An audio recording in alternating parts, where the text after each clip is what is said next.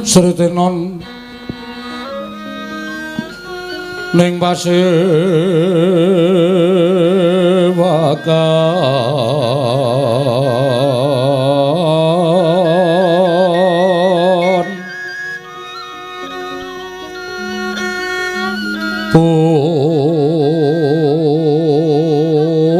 busana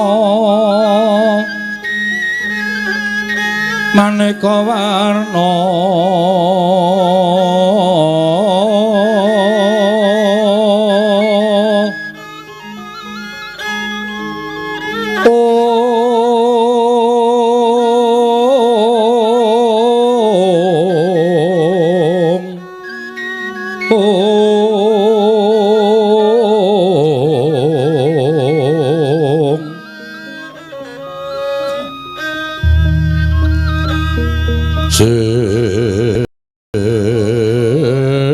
Pak Puspiteng Udyana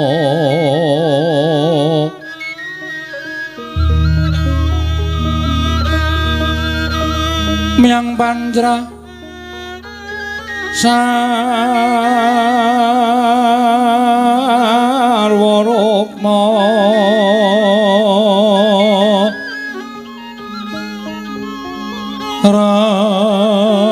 Ranggeng Manik Narawata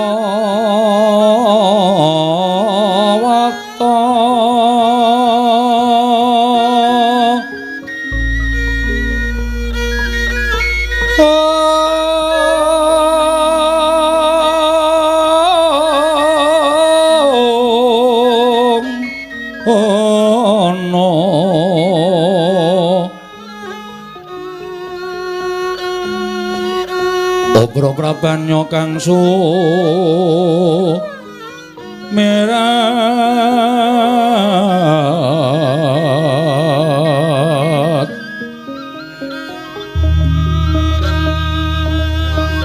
kenyaring teja leliwaran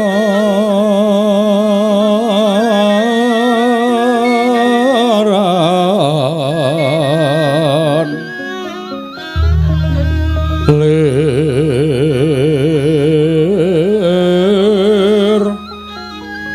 ki lat sisiring tadit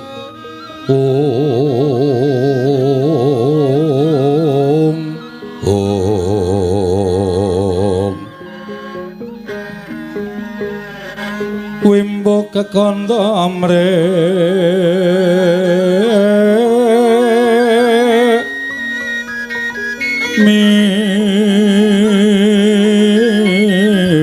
ingin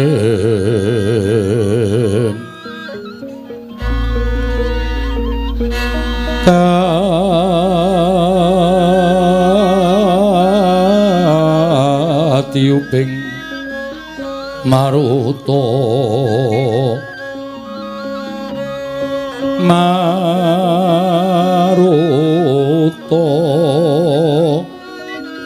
mando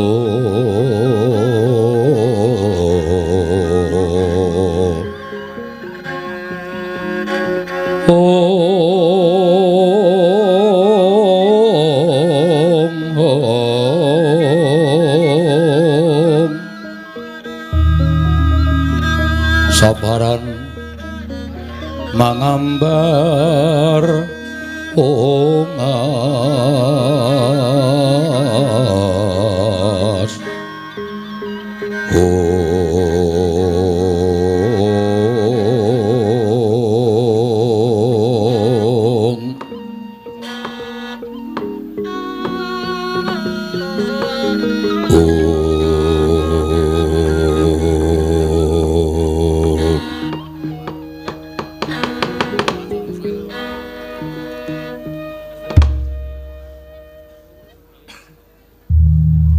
Niwang Sukmana Madina lho iki ana sasmintaning sun jagat wasisaning Ubatara.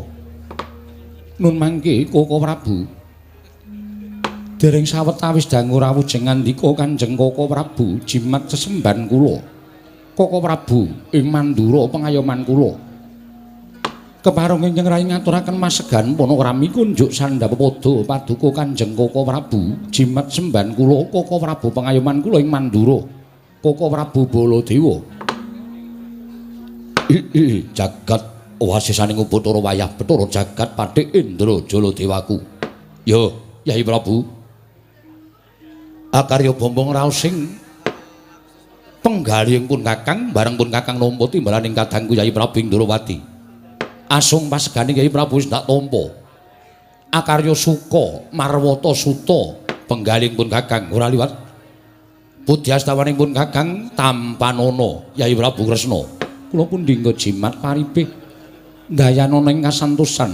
Mugi amawakana kabagyaning gesang kula Koko Prabu mboten langkung kasekecakno anggen jengan dika lenggah Koko Prabu Baladewa Yai Prabu Kresna. Kaya wis ora kurang prayoga praptanipun Kakang ning Projing Ndrawati dina samengko iki Yai Prabu Indwaraka. Nun amit pasang Kalimantapit Koko Prabu. Ingkang rayi garep urujipun Setyaki kula ngaturaken sembah pangabekti kula kunjuk. Kadangipun Kakang Dimas Haryo Setyaki ndak tampa. Sira ngabekti karo pun Kakang ora liwat pangestunipun Kakang Tampanana Setyaki. Kula pun dinggo jimat paripih dayana ing kasantosan. Mugi mboten langkung kasekecakno anggen jengan dika lenggah Dimas Haryo Setyaki wis ora kurang prayoga praptanipun Kakang ana ing Datraya Projing Ndrawati dina samengko iki. Nuwun sewu Diwaji. Nadyan ing abdipun Pati Udawa kula ngaturaken sembah pangabekti kula kunjuk Diwaji sembahan kula. Kakang Pati Udawa, nggih kasinggihan mekaten. Kakang Udawa, wonten timbalan sinuwun. Yen kabeh piranganing para nayaka para punggawa munggahing para kadang sentana ing Ndrawati ngaturke sembah kelawan panjenengan ingsun tak tampa kanthi lega-legawaning penggalih ingsun. Nanging aja lara atimu yen to Kakang Pati Udawa ngaturke sembah kelawan Baladewa paripaksa sembahmu ora ndak tampa. Waduh Diwaji. Lajeng kalepatan kula menapa? Menapa kula nandhang lepat? Upami kula kadak lepat dosa menapa badhe kula sandhang kula mboten badhe suwala. Kenging menapa paduka mboten anampi dhateng sembahipun abdipun Udawa, Diwaji sembahan kula ing Mandura. Kakang Udawa, wonten timbalan. Nadyan Baladewa saiki wis Nyakrawati mbau dendra minangka dadi nalindra makuthaning bangsa ing Mandura. Nanging aku ora bakal lali. Duk nalika aku isih muda tumaruna urip bareng kelawan wong atuwamu ya wong atuwaku bawa sakupa ana Widara Kandhang. Mongko yen ditonton babakan yuswa, diitung babakan umur, luwih sepuh Kakang Udawa tinimbang Baladewa. Mula ora ana jamak lumrahing ngatasé taruna nampa sembahing kadang werda. Dosa apa ingkang bakal tak sandhang? Mekaten sinuwun. Mula aja nganti kleru tampa yen to Kakang Pati Udawa ndak po lamun duwe keluputan tumraping Baladewa babar pisan ora, malah kosok baline. Kanggo nomboki kelawan kabecikanmu duk nalika kowe nggula wentah kelawan Baladewa. Sembahe Baladewa Tampanana Kakang Udawa. Waduh sinuwun ngaturaken panuwun ingkang tanpa pepindhan. Dene paduka tasih emut dhateng lelampahan ingkang sampun kelambah. Kakang Pati Udawa iya. Mboten langkung kasekecakno anggen jengan dika lenggah Diwaji sembahan kula. Kakang Udawa kaya wis ora kurang prayoga praptaning Baladewa ning Datraya Projing Ndrawati. Nuwun sewu Koko Prabu. Ndadosaken gagap gugup guragapan raosing manahipun ingkang raying Ndrawati. Sasamunipun paduka tedhak wonten ing Projing Ndwaraka mongko tanpa cecala ingkang saderengipun alit utusan gandhek sakembaran atur nawala agengipun paduka utusan Ayaka ing Mandura maringi priksa bilih rikelenggan menika paduka badhe kepareng rawuh wonten ing Projing Ndrawati. Saestu ingkang rayi nedya ngrakit rata kencana kinarya methuk paduka Kanjeng Koko Prabu saha nyawisaken hermawar kinarya mijiki ampian paduka Kanjeng Koko Prabu jimat semban kula Koko Prabu pengayoman kula ing Mandura. Kresna, iki kula wonten timbalan ing Adawu. Nadyan nembe kawiyosing pangandikan wae persasat wis kaya tumplak punjen sinundul puyuh. Kaya kejugrukan wukir sari kelepaning samudra madu penggalihing pun Kakang. Nanging tata upacara kaprajaning kemengkono mau sayektine ora trep lamun sira pisungsungake kelawan pun Kakang ing Mandura. Ngelingi Nadyan si Adi wis mukti ngawibawa Nyakrawati mbau dendha ning Projing Ndrawati pun Kakang wis minangka dadi Nalindra ing Mandura. Nanging rasa pangrasaning pun Kakang tanceping pun Kakang lawan si Adi iki ora beda kaya nalika urip ana ing Widara Kandhang. Aja bedak-bedake. Dumesira Yayi wis dadi Nalindra pun Kakang wis dadi Nalindra. Nanging rasa iki aja mbok kiwakake Kresna. Inggih. Matur sembah nuwun tanpa pepindhan. Mula tata cara upacara kaprajan iki mengkono mau ora sak trepe lamun sira pisungsungake kelawan pun Kakang ing Mandura. Sabab pangrasaning pun Kakang pendak-pendak pun Kakang prapta ning Projing Ndrawati iki tanpa beda pun Kakang bali marang Projing Mandura. Semono uga mangsa kala besok yen ana wektu lan titiwanci ingkang mirunggan kula warga Ndrawati bakal tetinjo marang Projing Mandura. Ilangna jiga kelawan pekewu Durgama Sangga Runggi. Mandura rengkuwen kaya dene Ndrawati. Yai Prabu Kresna. Matur sanget genging panuwun ingkang tanpa pepindhan Koko Prabu. Ing mekaten tumuli kula cemadhong dawuh.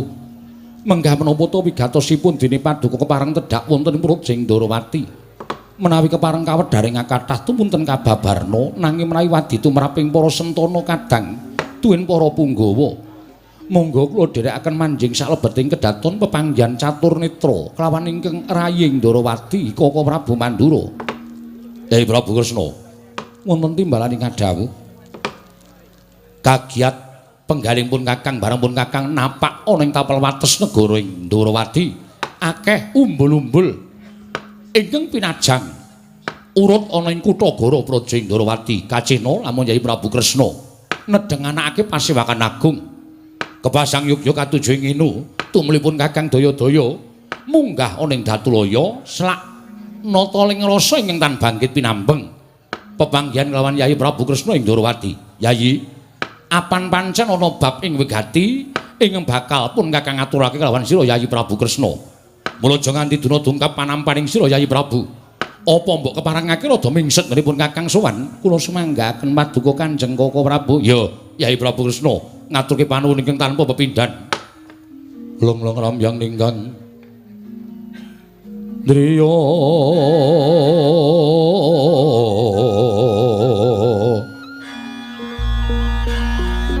Rewang Candra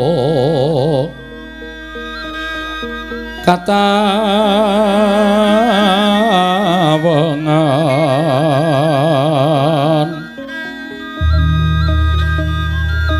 Somo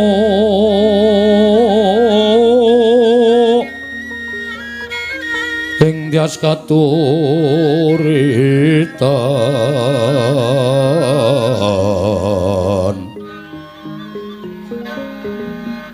lemut kabyataning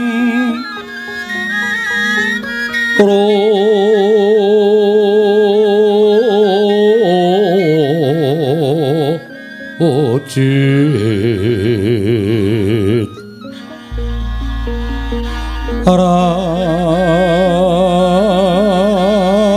ram remendri ya ma nawung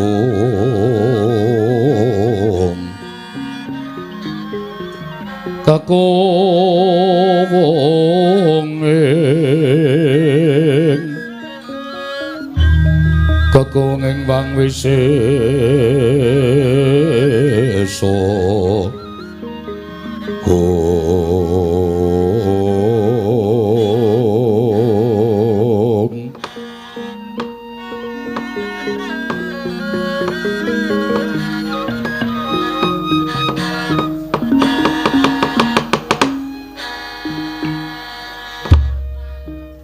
kula namung cemadhong dawuh timbalan Paduka Kanjeng Koko Prabu mugi kepareng ambabarana dhateng ingkang raying Ndrawati.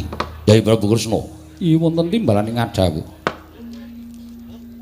Satempunipun Kakang prapta ning Projing Ndrawati iki ora kok saka negara Mandura. Dadi pangertenmu. Sepisan maneh pun Kakang matur, satempunipun Kakang prapta ning Projing Ndrawati iki ora kok saka negara Mandura. Mboten saking negari Mandura. Ora. Pun Kakang saka negara Ngastina. Nalika semono Yai Prabu Duryudana nimbali kalawan pun Kakang supaya sowan ing praja Ngastina. Sawisipun Kakang sowan ing Praja Ngastina, pun Kakang didhawuhi dening Yayi Prabu Ngastina supaya nanjihake marang pekabaran ing Sbina Tumbuk Bakul Sinambiwara pawarta binandunging Karna. Pekabaran menapa Koko Prabu? Jagat ingkang keberbegen marang umandhanging Yayi Prabu Ndarawati. Ingkang padha ngabarake marang kahananing Yayi Prabu Kresna. Inggih babakan perkawis menapa? Apa pancen kepara nyata? Yen to Yayi Prabu Kresna kuwi dina samengko kuwi kagungan putra angkat. Kresna, para Gage Wangsulana, pitakoning pun Kakang iki kanthi jujur, aja mbok luwihi, aja mbok longi. Yen pancen iya larah-larahe piye, tumulipun Kakang nyadong timbaning Yayi Prabu Kresna ing Ndarawati. Koko Prabu ngantos dumugi wonten ing malingan paduka Kanjeng Koko Prabu lelampahan ingkang lumados wonten negari Ndarawati. Apan kepara saestu bilih kalanggan sakmangke kula menika anggadhahi putra angkat. Dadi bener pawarta sing semebar mau Yayi Kresna duweni putra angkat. Kasinggihan mekaten. Lara-larahe piye? Kok sira siadi entuk putra angkat monggo tumrapun Kakang putra mono kanugrahaning Hyang Mahanasa. Apa meneh lamun si adikku nyelametake marang anake wong liya ingkang ora diurusi tumuli mbok angkat dadi atmaja. Angkat mau sayekti bakal gedhe ganjarane. Koko Prabu, mboten kula mundhut putra angkat saking para kawula tuwin para nayaka menapa dimil punggawa babar pisan mboten. Namung sejatosipun andadosaken kagiat sotaning manahipun ingkang raying Ndarawati. Nalika kula nedeng badhe manembah ing wanci dalu ngagengaken asmanipun Gusti Manjing wonten ing sanggar pamelengan. Mboten kanthi kanyana-nyana wonten ing mriku sampun wonten satunggiling wanita utawi wanudya remaja ingkang mapan wonten ing sanggar pamelengan tumunten kula dangu. Putranipun sinten saking pundi? Piyambakipun ugi mboten saged matur. Aturipun wanita kala wau kleyang kabur kanginan mendung kebaratan ing pundi dawahipun inggih menika papan dunungipun. Krana raos welas raos sing manahipun ingkang raying Ndarawati tumunten lare menika kula angkat menika dados putra pupon inggih putra angkat kula. Lan sakmangke sampun mapan wonten negaring Ndarawati. Wis mapan ing Praja Ndarawati, kasinggihan mekaten. Terus mbok paringi asma sapa bocah mau? Kondang kawenang wonten pundi kemawon Narendra Ndarawati sakmangke kagungan putra angkat ingkang namipun Endang Loro Temon Koko Prabu. Ladala Endang Loro Temon. Kasinggihan mekaten. Nun sewu. Tepunging wimba rengunging pasuryan kadhi wonten inggih badhe kababaraken dhateng ingkang raying Ndarawati. Sasampunipun maduka Kanjeng Koko Prabu midhanget bilih ingkang rayi kagungan putra angkat inggih menika pun Endang Loro Temon. Lah iki ngene Kresna. Kepasang yuya katuji ngene. Satemenipun Kakang kuwi ora kok mung kepengin mundhut prisa, nanging uga kepengin nyatakake marang kahananing Yayi Prabu ingkang kagungan putra angkat ingkang aran Endang Loro Temon. Wuruhanira Yayi. Nalika pun Kakang prapta ing negara Ngastina, pun Kakang tinangisan lan atma jendra ing Ngastina, ya kuwi Lesmana Mandra Kumara. Ing nalika semana tak dangu gandrung-gandrung kelawan putri ing Ndarawati ingkang jeneng Endang Loro Temon.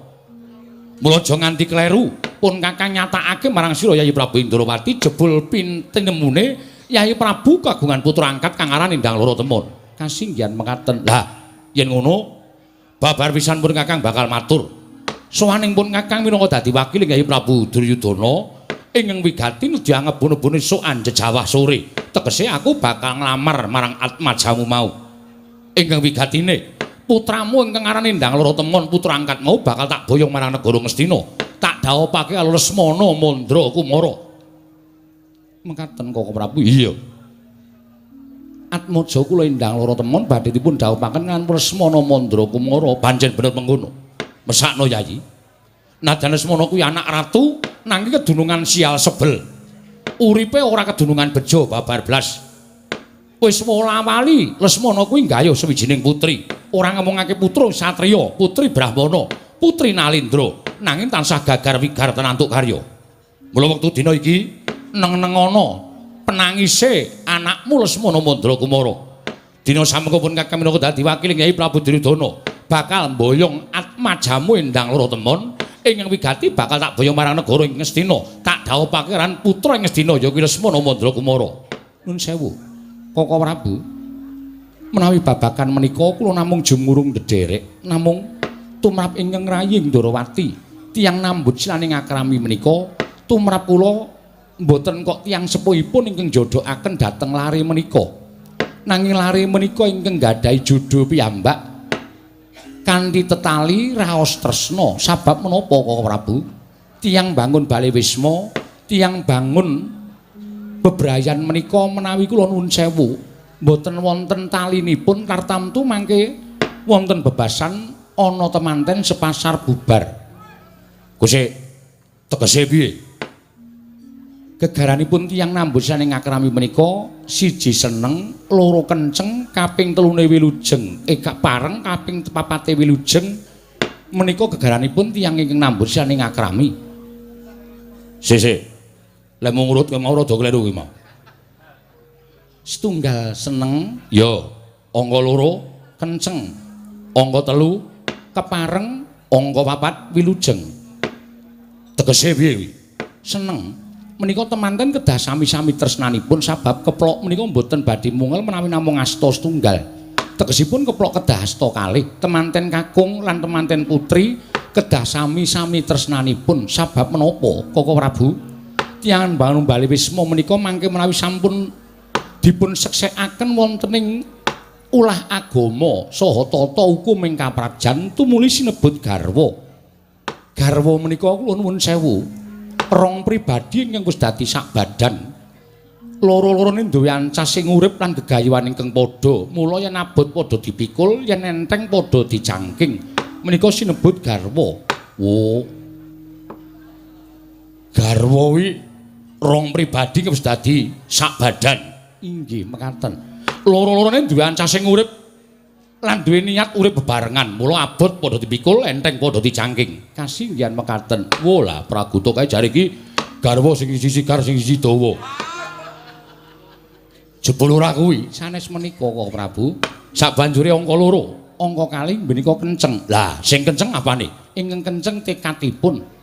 Mergi tiyang mangun Bale Wisma menika menawi mboten kanthi tekad sebaya mukti sebaya mati, menika nggih mboten badhe prayogi kedadosanipun. Sabab menawi kanthi gegaran tekad sebaya mukti sebaya mati menika bungah susah bejo cilaka sugih miskin menika dipun raosaken sesarengan. Yo, bener. Sabanjure ingkang kaping 3 kepareng. Kepareng menika tegesipun njodohaken pinanganten menika mboten kok njodohaken awakipun piyambak, nanging ugi njodohaken mara sepuh utawi tiyang sepuh tangga tepalih mitra kawruh sanak kadang sanesipun. Menika kedah sedaya kepareng. Menawi tetela mekaten badhe kathah pandonga saking sanak kadang mitra kawruh Mudawerda ingkang dayani anggenipun gesang bebrayan menika kala waunir ing Sambikala. Bener. Sabanjure ingkang pungkasan wilujeng. Wilujeng menika kula nuwun sewu mboten ketang namung sawiringkes kedah dipun wilujengi anut tata adat budaya papanipun piyambak-piyambak dipun seksekaken ugi kaliyan tangga tepalih kiwa tengenipun Koko Prabu. Wah, lah malah cocok ngono kok. Ning tumrap aku perkara seneng kenceng kepareng lan wilujeng ki mau anut marang lumaku ning dina. Tegesipun menapa? Siadi mesti tau ngerti.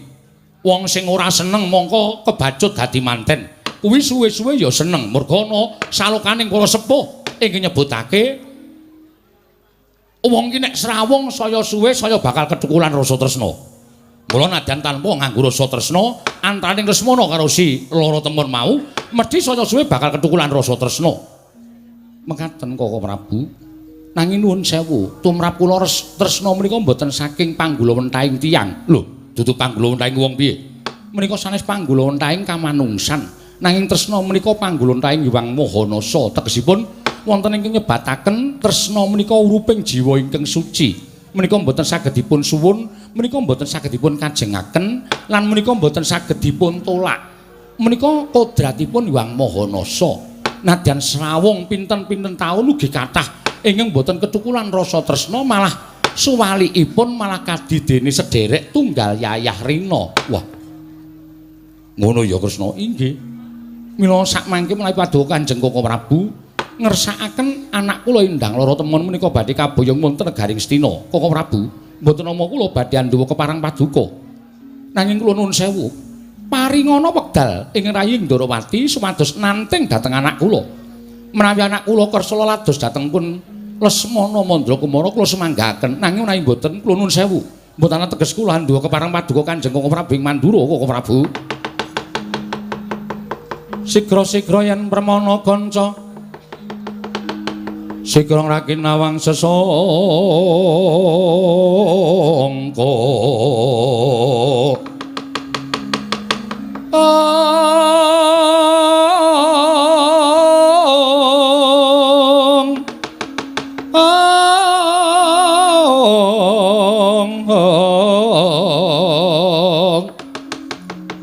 Nalendra Mekmarwa sing sang Katri kumulung mangrembak Katri kumulung mangrembak ing wadya Kurdakura Kurdakura reka giri-giri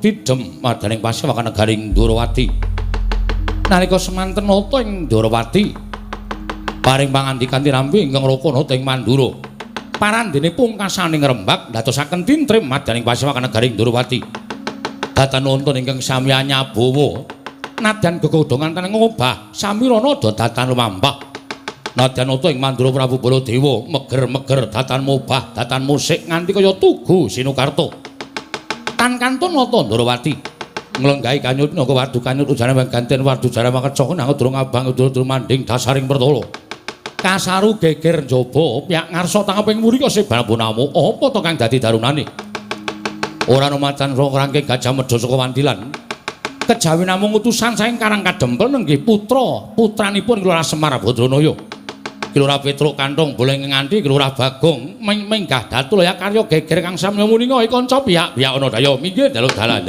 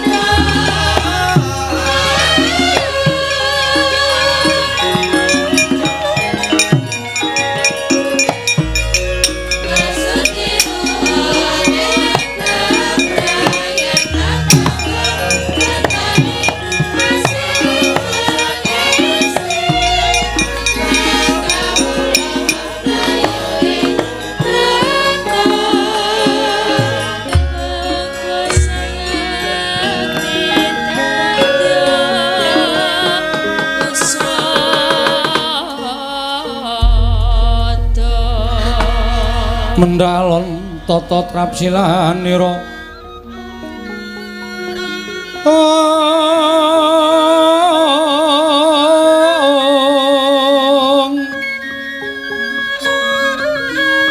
ngajamaken astanira kalih astanira kalih pisan yen ngandika magawe opranta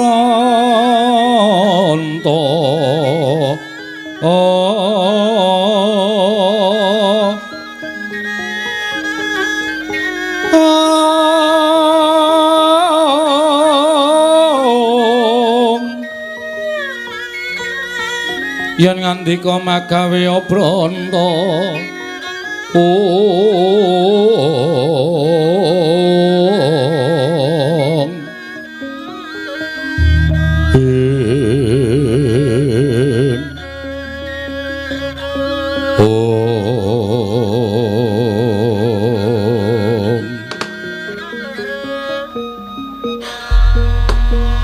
jagat Dewa Bathara jagat Pangestungkara Koko Prabu. Nggih. Dereng ngantos pun nanggen kula nampi sabda pangandika paduka. Menika kados dene sowanipun Panakawan Petruk kaliyan Panakawan Bagong. Lho lah iya. Lah iki ning apa Petruk sore-sore sowan ana negara Ndrawati iki wigatine apa Kresna? Dimbalana. Nadyan dikaya ngapa Petruk iki ya abdi Ndrawati ya abdi Ngamarta. Kasinggihan mekaten. Dimbalana apa wigatine? Mbok menawa perlu ing bakal diaturake marang sira Yai Prabu Kresna. Koko Prabu lenggah prayogi. Ya. Petruk padha kanthi harja sak praptamu ning negara Ndrawati Panakawan. Nunamit pasang Kalimantabe tinebene ing ladone dumawahing tawang tuwang sinuwun linepatna ing tulak manu.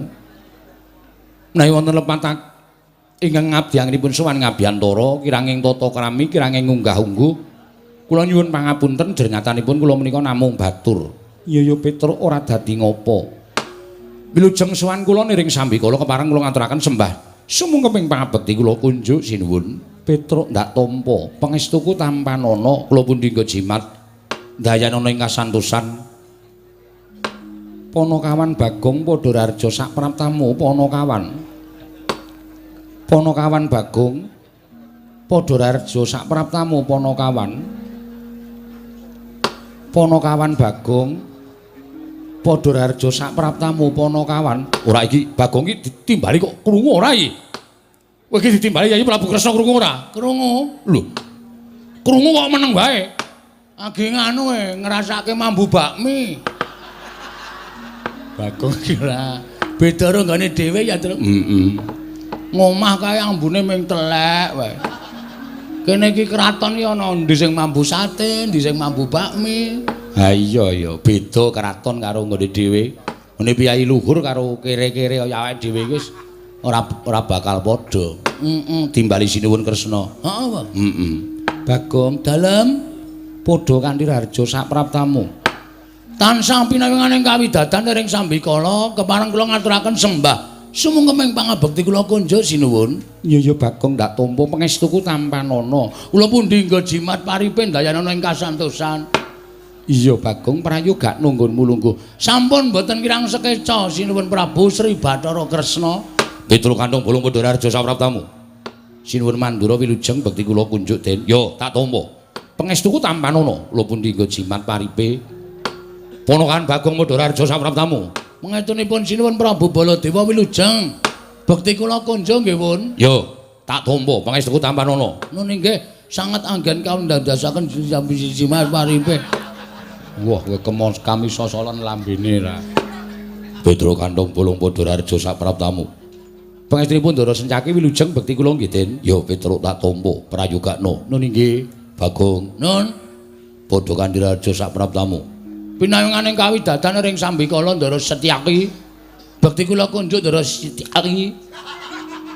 Muni Setyaki kok dadak dilek suarane ora. Ya Bagong tak tampa pangestuku tampanana. Kula pundi nggo jimat paripe dayaning pasantosan. Petruk Raharja, Petruk. Ndara Pati Udawa. Iya. Wilujeng Den bekti kula kunjung Ndara. Ya tak tampa. Pangestuku Tampanono. Nun inggih Bagong Padhararja Bagong. Ndara Udawa? Iya. Wilujeng Den? Iya Bagong, suwi ra ning nggon aku kowe. Nggih, sibuk. Kula saniki dadi ketua pemuda. Ketua pemuda kok wis bantongan kaya ngono. Sesuk nek wonten wektu sing mirunggan kula tak nyelake nggih. Iya, iya. Pun panen apa? Wis. Napa? Telo. Wah, cocok kuwi dibakar kari gagange. Terus maksudnya kula kan ngerokoti gagang. Ora rasa nesu. Kowe ora dipun sekecakaken nggih Ndara Dawa. Lho, kuwale. Oh, nggih, Sing. Disekecake Bagong. Nggih, sampun mboten kirang prayogi. Petruk dalem eneng apa? Sowan tanpa tinimbalan gawe kaget. Ana wigati apa, Petruk? Sepisan kula ngaturaken tebah Siti Sekul binung teling ngron klapa. Apuren ta mbok bilih wonten tepat kula nggih kula munjatun sapa paduka sanata. Ora dadi ngopo-opo ana kawan. Matur suwun. Dungkap angka kalih. Kula menika dipun utus dening Bapak Semar. Mboten saking pikajengan kula piyambak, tuwin mboten saking ngarepe Bagong niku mboten. Ning pancen kula sowan dhateng negari Ndrawati niku enten ingkang ngutus nggih menika Bapak Semar Badranaya. Bapakmu ya gene. Bapakmu kena apa? Kok utusan sira Panakawan sowan ning Project Ndrawati. Ngeten sinuwun. Karang kadempel niku wonten kejadian sing luar biasa. Tegese piye, Petruk? Saniki bapakne Bapak Semar niku anake ora ming 3. Lho, anake bapakmu ora ming 3. Nggih. Pira? 4. Lho. Apa garwane wong atuwamu Dewi Kanastren nglairke meneh? Mboten, mboten. Lah kepiye? Bapak niku gadah putra angkat. Duwe anak angkat. Nggih. Ha critane ngeten, nalika semanten bapak niku ajeng salat maghrib. Lho tenan kok ki madha ceng-cengengesan ora. Padake Semar ki ora salat po, Semar ki salat. 5 wektu malahan kok. Bapak niku ajeng salat maghrib nuju teng musala. Musala niku ora kidul kulone omahe bapak nika. Ora tau dinggoni. Iya Petruk, aku wis tau tate tekan kono. Lah nggih. Lah dumadakan mboten kanthi kanyono-nyono teng jero musala niku pun wonten bocah sing lagi lungguhan teng riku teng jero musala. Bocahe nom bagus. Mboten kaya anake bapak kula kali Gareng kali Bagong niku mboten beda. Wah niki sasat dewaning asmara ngejawantah. Sapa sing weruh adi kula niku wah wis geger pokoke. Ora lanang, ora wedok, kabeh do ngundhangi kebagusane adi kula niku. Bocah mau saka ngendi? Ah, jare ditakoni bapak tanpa dadah, tanpa pernah, ora duwe wong tuwa, kliang kabur kangenan ujug-ujug dheweke niku keblasok le mlaku terus ngiyup teng musolariku. Lah terus dipek karo bapak, diseksek karo tangga teparo. Pun dundangi tangga teparo gendurenan barak bapak gendurenan tasakuran. Lare niku diparingi asma Bambang Senet. Bambang Senet nggih. Apa ya arep melu gara-gara? Mboten, mboten. Mboten melu niku. Wong piyaine we bagus kok ora iso lucu, ora iso niku panjenengan nek prisa putrane Ndara Janaka, Ndara Irawan persis plek niku tenan. Ha kula ning karo Bagong nganti meri kok. Kampung niku ora ana sing percaya, mosok iki anake Semar. Kakangne Bandam Sesi Bagong kaya rupane kaya kirik kok iki bagus ora jamak-jamak. Ngoten niku. Lah nalika semanten Bambang Senet niku nuwun sewu pun sawetara mapan teng Karang Kadempel, tumuli wonten 7 dina niki bocah niku kaya wong lara. Bocah niku kaya masuk angin. Ora tau gelem ngewangi bapak teng sawah teng Tegal, ora tau resik ngomah, entene ming teng kamar tidur utawi teng patenggan. Bapak bingung. Duka kula ya ora ngerti saploke duwe anak Senet iku kula kali bareng kali Bagong niku kaya dianak tirikan. Sing dilela-lela ming sik Senet, apa-apa njaluk apa-apa dituruti, pengen apa-apa dituruti. Ning kula ora apa-apa, ora masalah. Wong nyatane bapak ya seneng duwe anak Bambang Senet, mbok menawa bocah niku iso mikul dur mendem jero karo Bapak Semar. Bener Petruk, nggih. Lah terus ditanteng karo Bapak Net, nek kowe kahanane kaya ngene iki kowe padha karo nyengsarake wong tuamu. Aku ki wis tuwa. Bapakmu Semar ki wis tuwa, nek nganti kowe mengko kowe ora gelem matur kepengin napa, kowe kepengin napa lan kowe duwe gegayuhan napa, iki engko nek bapakmu nganti lara, mongko kembange wong lara ki mati. Nek nganti bapakmu mati, mongko kowe rung omah-omah.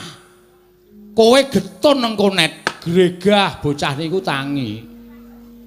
Si Bambang Senet mau nggih. Terus ngendika anu matur ngenten iki, nggih niku, Pak. Lah bapak saya bingung. Nggih niku apa? Bapak niku carane bodho niku asline bodho. Iya. Ning pancen digdaya ning bodho. Iya. Bapak niku pancen digdaya ning goblok. Iya. Ora apa-apa Petruk nggih. Bingung. Niku wau lho ngendikane bapak sing keri dhewe, nek bapak sedo kula dereng omah-omah. Mula niku kula pikir, Pak. Kula pengen omah-omah. Wah, bapak senenge ra jamak-jamak. Nek ngono kowe wis gandeng karo wong wedok. Nek ngono kowe wis tepung karo wong wedok. Senet muni dereng. Lho, lah piye? Kula niku namung ngimpi, Pak. Ngimpi ketemu karo ingkang nami Endang Lara Temon. Putranipun Sinuwun Ndarawati. Wes, bareng ngerti nek putranipun Sinuwun Ndarawati, bapak niku terus ngombe puyer patang emplek. Ha bingung to? Ha momeng kere kok arep gayu anak ratu cobi. Padha karo cecak nguntal cagak cebol gayu wulan muta ngitung lintang nang kelakone cepak wurunge. Ing atase ping anak Semar kok arep gayu putri Ndarawati, tur kula ya kaget. Mula kula terus matur karo bapak, "Sik, Pak, mengko gek cenet ki ming tom-tomen. Mergo sak ngertiku Putri Ndarawati kuwi wis winengku garwa kabeh. Ndarasti Sendari wis diwengku Ndara Abimanyu. Putra panjenengan Wrantawati diwengku Raden Petruk Kanthong-Bolong." Duapure kaya ngene kok Raden Petruk Kanthong-Bolong ora. Sawarane kula niku arep dianggep abdi ning kula niku mantu sampeyan. Nggih mboten? Iya takoni. Lah nggih. Ngoten niku. Lah kula ajeng nyuwun priksa. Napa Sinuwun Kresna niku kagungan putra ingkang nami Endang sinten? Endang Lara Temon. Petro dalem. Aku kuwi ya duwe putra angkat. Lho. Iki kok dadi angkat junjung to iki? Putra angkat? Iya, Petro.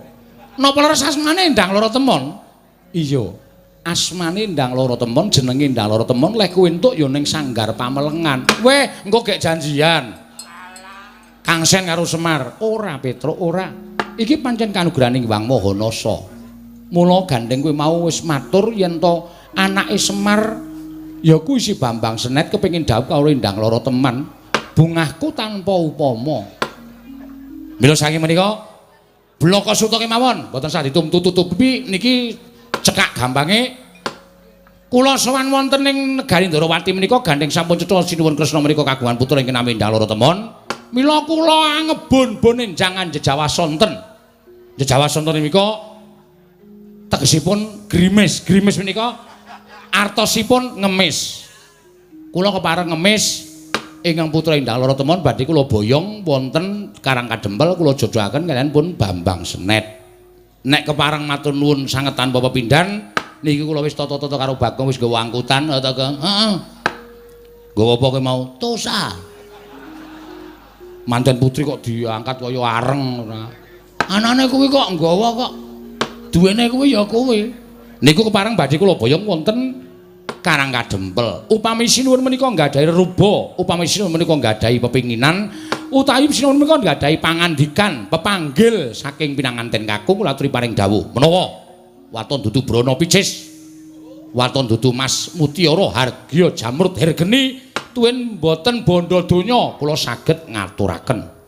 Nek perkara sampeyan niku terus duwe pepinginan Petruk, anakku wene ana asok tukon dhuwit sementen 100 yuta. Ampun, modar kula.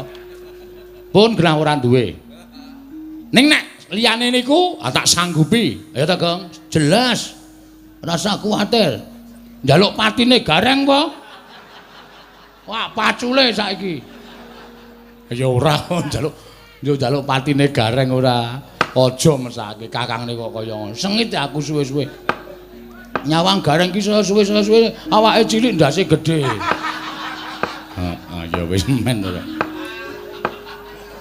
Iya, Pet nggih. Petruk dalem ning aku bingung. Lho. Sebabe ngerti ya. Sadurunge kowe sowan iki mau, Koko Prabu Mandura ya rawuh. Nggih, kula ngertos, Sinuwun Mandura lenggah. Lah sebabe kok bingung. Merga Sinuwun Mandura uga diutus dening Yai Prabu Duryudana. Lho. Diutus kenapa? Nanjeke anakku Endang Lara Temon bakal diboyong didhawuhi karo Lesmana Mandra Kumara Petruk.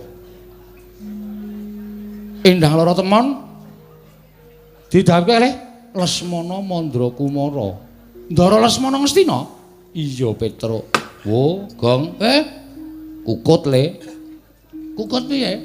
Kalah dhisik karo Sinuwun Mandura. Terus kono arep ngapa ta? Boyong Endang Lara Temon didhawuhi karo Lesmana Mandra Kumara. Sapa? Endang Lara Temon. Didhawuhi karo Lesmana Mandra Kumara. Sing dikongkon Prabu Baladewa. Prabu Baladewa ngapa rene? Didhawuhi nganu diutus Sinuwun Prabu Duryudana kon boyong Endang Lara Temon. Heeh. Wigatine dawuhe Ndara Lesmana. Ning Ngastina? Heeh. Kapan kuwi? Gong awak dhewe iki ora sida mboyong Endang Lara Temon.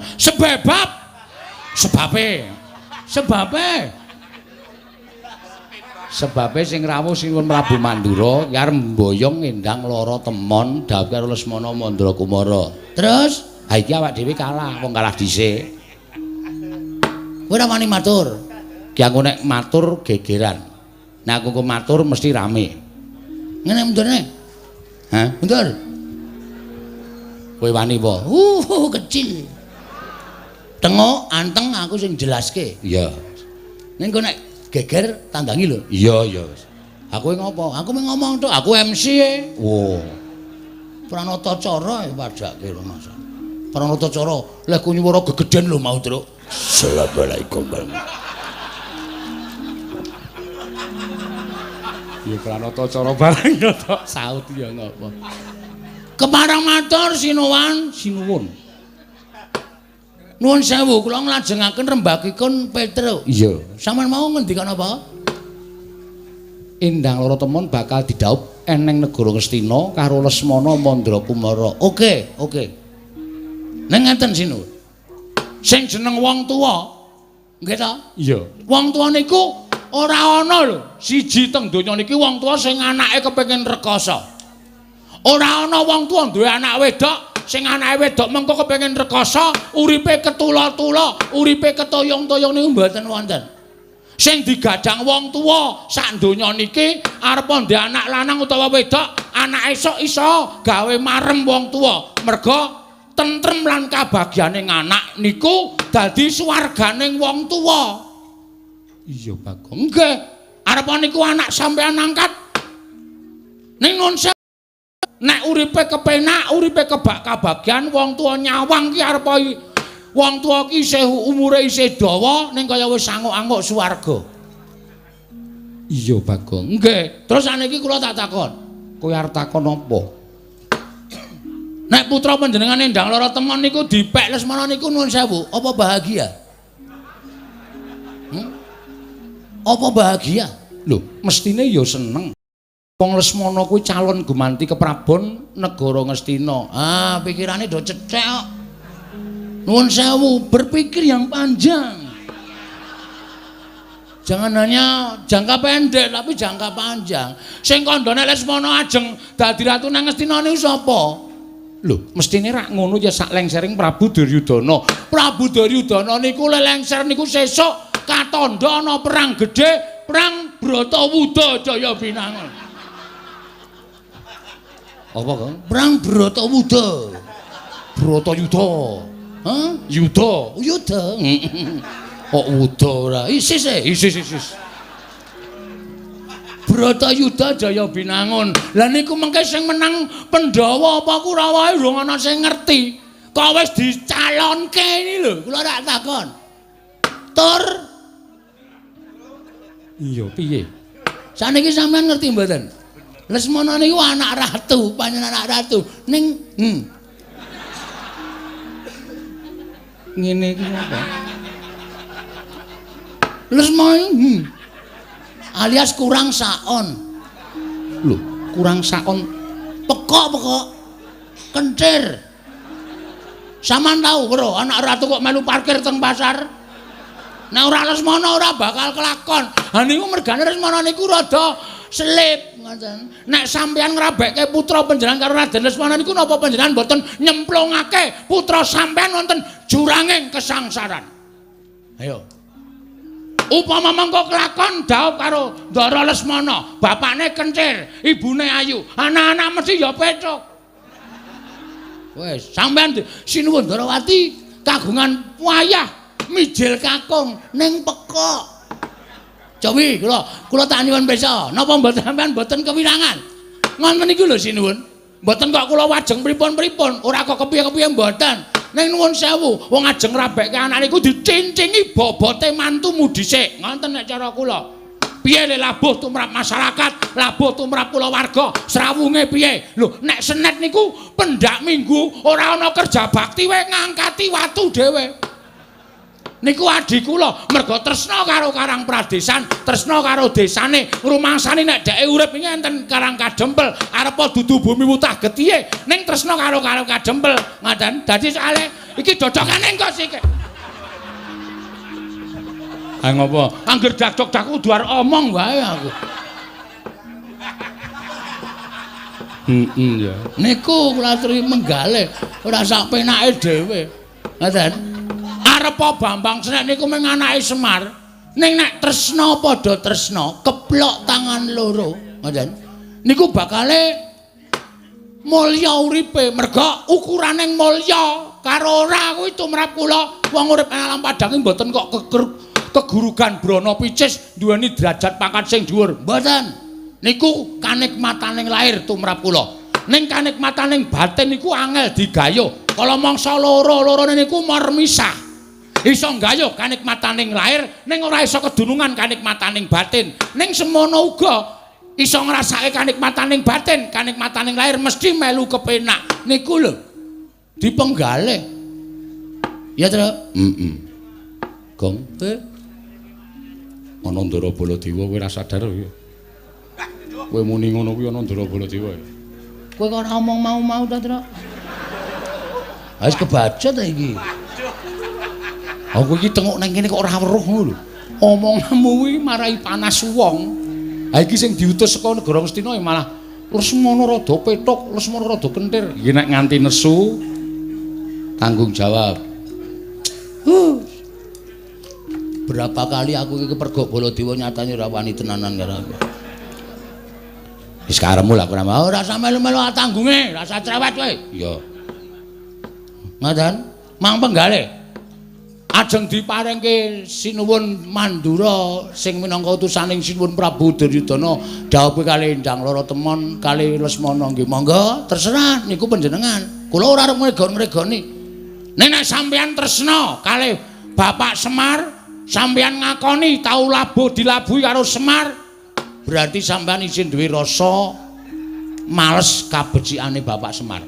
Nek sampeyan ora iso maringake Ndala Trema dhateng Bapak Semar, didhawuh karo Endang Senek anu Bambang Senek.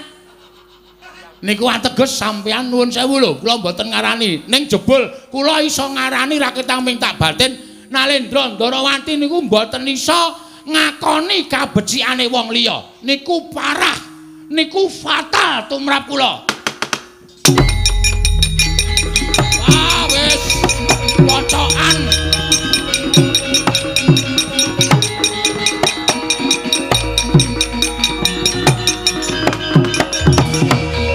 Panus maning jajalan sukretaning bawana iblis lanat. Wah, menungso ora tatanan. Tak empet-empet kok saya ora kuat rasaning Baladewa. Dicecamah dening wujuding Bagong, mengatasi Bagong wong kere loro saudon telu saurupane kok nguman-uman karo Nata Mandura Prabu Baladewa. Kowe ngunekke ento Lesmana ki wong edan, Lesmana ki wong ora genep. Anggepmu apa Bagong? Ngandel ora. Kapokmu kapan kowe? Oke, ora sampe melu kowe. Ya. Tandangane dhewe. Aku labur adikku ya Toipati kok, Tru. Ora usah semelang nek mung dunak-unakke ngene aku wis kulino. Aku ki ana wong nagih utange tak unak-unakke sik. Ngopo kowe nagih? Aku sing utang kowe santai kok aku. Kok wedi ora? Rumangsane. Bagong. Ponokawan Bagong. Wonten dawuh. Wela. Aku tak ning jaba ya. Nang jaba ana, minggat sisan kana. Ora wedi aku nek mung ijen kaya. Tinggal tenan kowe. Tinggalen. Rumangsane ditisik nggawa aku kok. Oh iya to. Ana do mulih sik kana. Dumeh do nggawa kendaraan dhewe-dhewe mulih sik kana.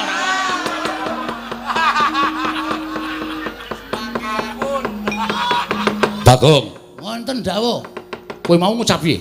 Kowe mau ngucap piye? Ah lali. Wis mau kok ora tak pikir nek mau. Kowe ngunekke Lesmana apa?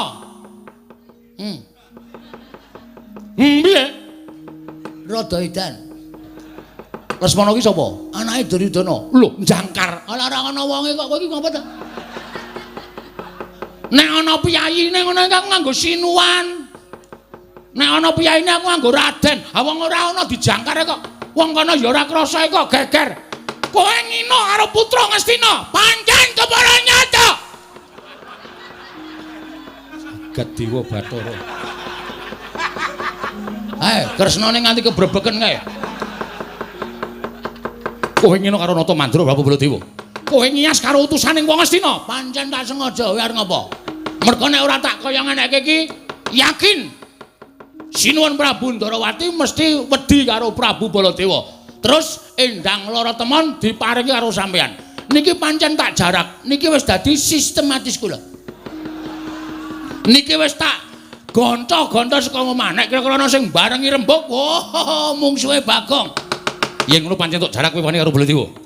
Yen ngono pancen tok jarak kowe wani karo Baladewa. Nun sewu Mas, kula jane ora arep wani ning gandeng sampean nantang kula.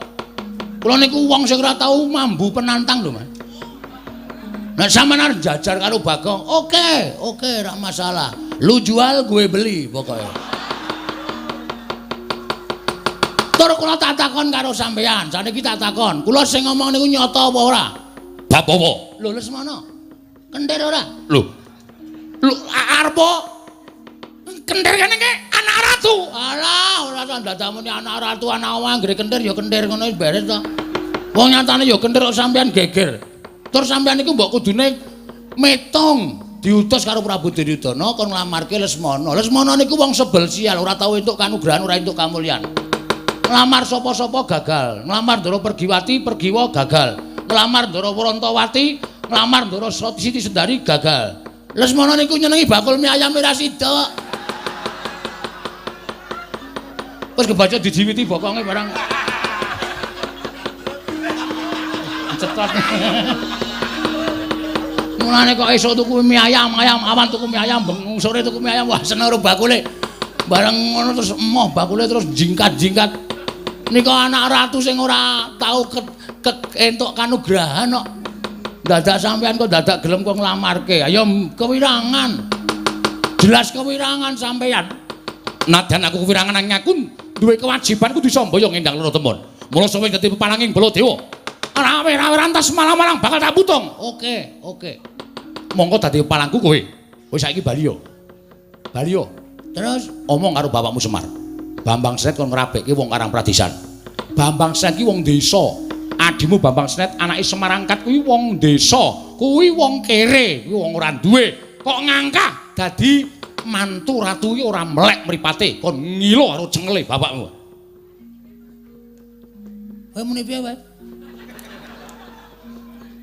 Muni pripun sampean? Bapakmu kan ngilo cengele.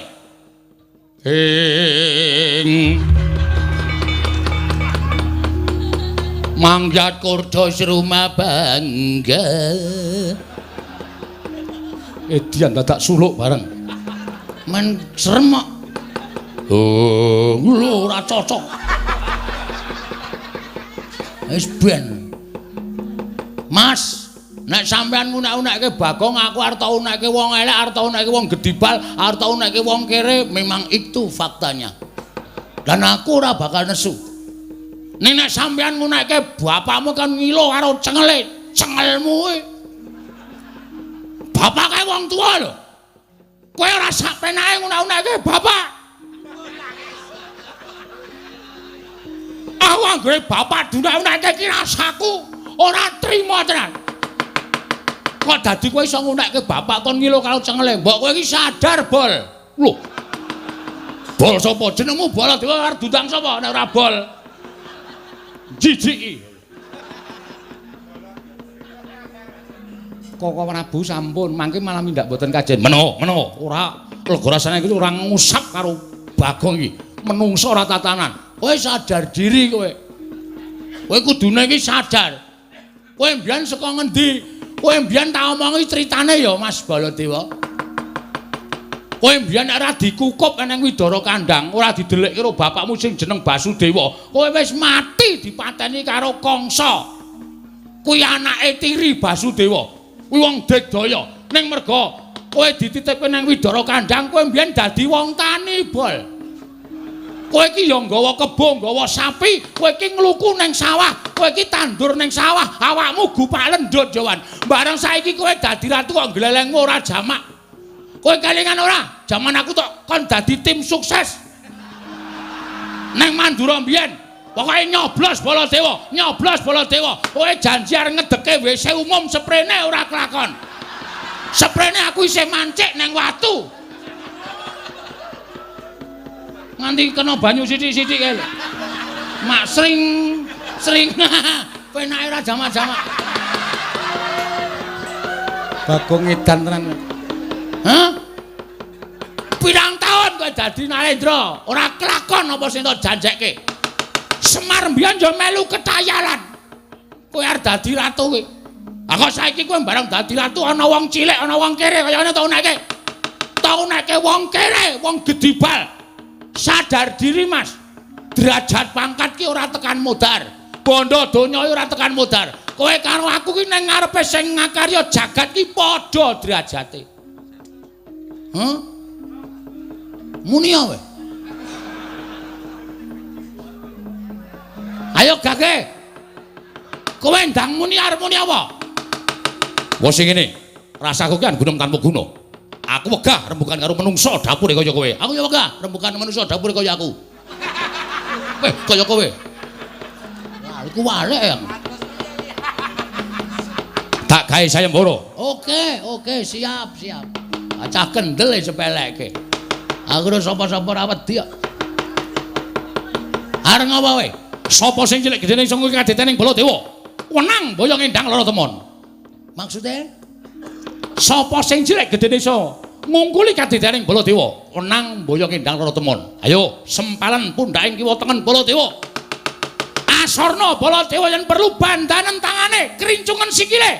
Ayo, boyongan ngendang lara temon. Oke, metu Jawa, ora ketitawake perkara pati-pati.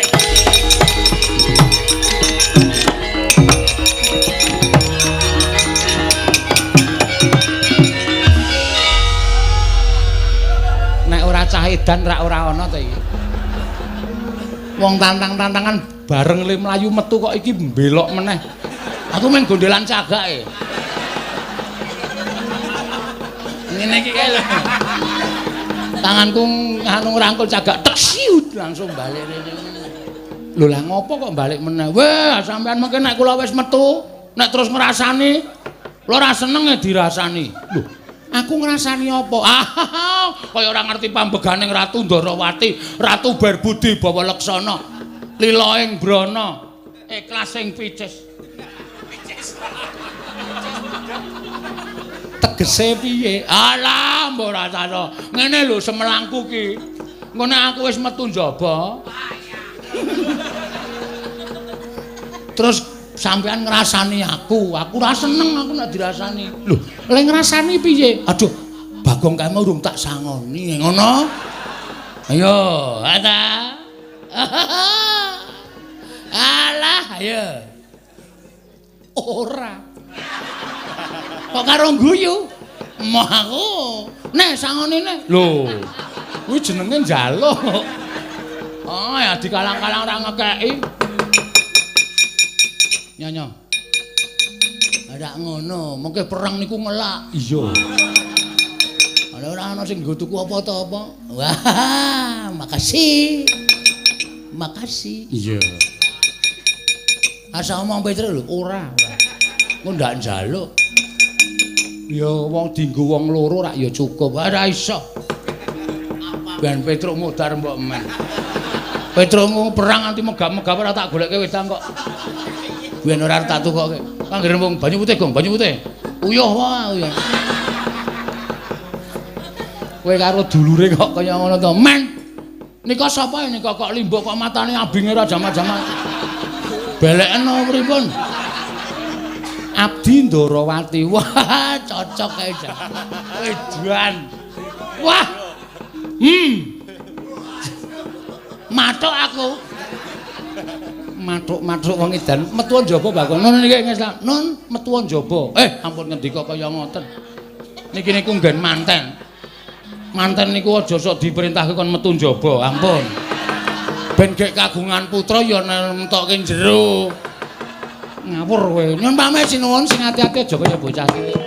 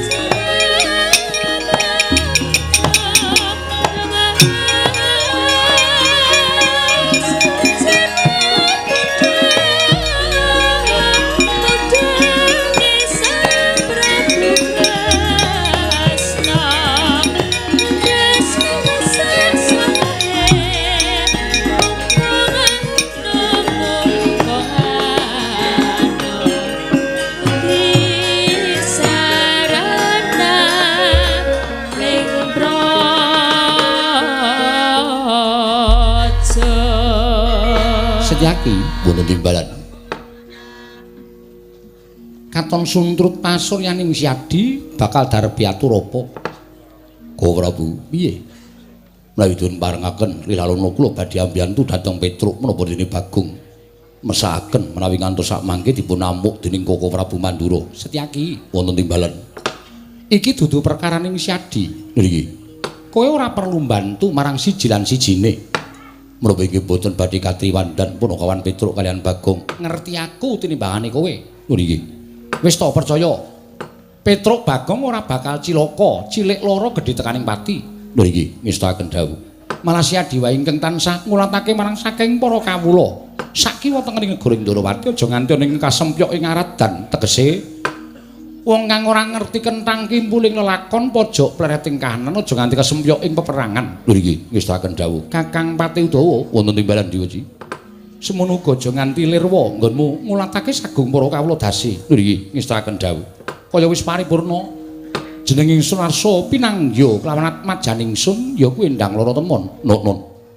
Budhana kang padha sembeng ingsun kundur kedaton kawula nun ngestaken dawuh Paramadal Pasilan sing ati-ati aja kaya bocah cilik. Kaya wis ora ana dawuh maneh Kakang Pati Udawa. Lho Diwaji. Paramadal Pasilan tambah pangestu. Kakang Pati Udawa iya. Purna gatining pananggilan. Sanada kundur kedaton jeluk saking dampar kencana kirapit gambaran gading kadhiraken sanggaring Promban Cedi manggung ketanggung Joko Paloro ingkang sami ngambil pacaraning keprabun. Kawis tinggal saking Mandrawa. Tindaknya Sri Naranata lamun katinon saking Mandrawa. Kaya tansah gumebyar busananing Sri Naranata wau.